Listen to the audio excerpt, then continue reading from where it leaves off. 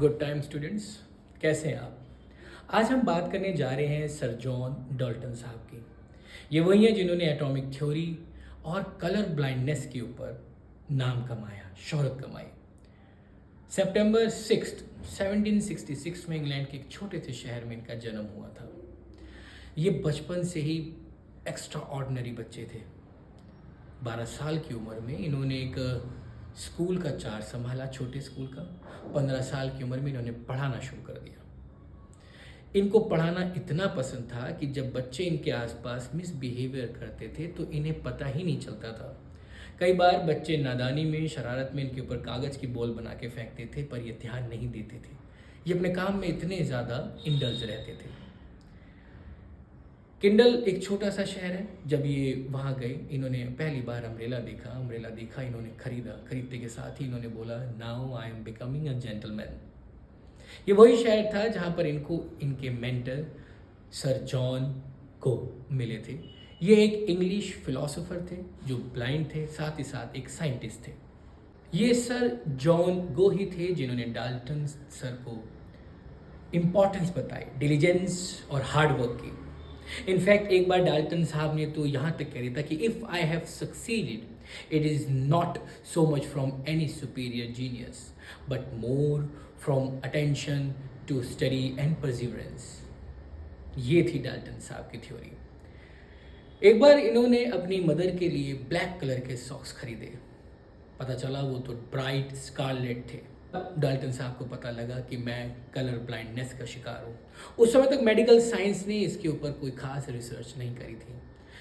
Dalton साहब ने खुद इसके ऊपर रिसर्च करी और एक पेपर महज 28 साल की उम्र में 1794 के अंदर पब्लिश किया with the heading extraordinary facts related to the vision of colour. तब जाके मेडिकल साइंस का ध्यान इनके काम पर गया और कई सालों तक डाल्टन साहब के नाम से इसे डाल्टनिज्म के तौर पर जाना जाने लगा। डाल्टन सर ने कभी शादी नहीं करी थी।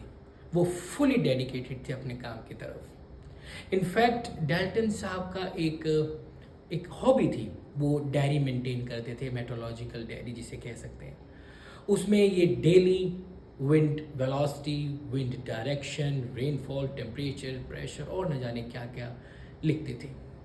और पता है आपको, ये डेली करते थे, every single day for straight 57 years लगातार। इससे इनका एक नेचुरल इंटरेस्ट एटमॉस्फेयर के अंदर डेवलप हुआ। इन्होंने उसी इंटरेस्ट को आगे बढ़ाया और एक थ्योरी, गैसियस थ्योरी जिसे कह सकते हैं, गैस प्रेशर एंड मिक्सचर की थ्योरी इन्होंने दी। डाल्टन साहब का सबसे बड़ा कंट्रीब्यूशन साइंटिफिक वर्ल्ड के अंदर इनकी एटॉमिक थ्योरी थी। साइंटिफिक दुनिया में डाल्टन सर की एटॉमिक थ्योरी एक रेवोल्यूशनरी वर्क था। डाल्टन्स लॉ, ये एक थ्योरी थी जो काम करती थी एटम की प्रॉपर्टीज़ के ऊपर। एटम का साइज, एटम का मास, एटम की प्रॉपर्टीज़ क्या क्या हो सकती है। ये थ्योरी इतनी पॉपुलर हुई कि साइंटिफिक वर्ल्ड ने इसे हाथों हाथ लिया। डाल्टन साहब फेमस हो गए, पूरी दुनिया में इनको नाम मिला, लेकिन इस नाम से इनके मौलिक स्वभाव में, इनके फंडामेंटल नेचर में कोई बदलाव नहीं आया।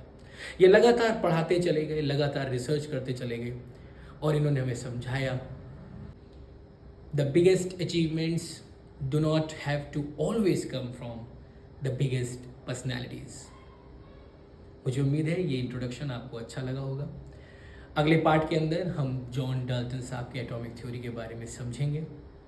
सी you in the next class. Thank you.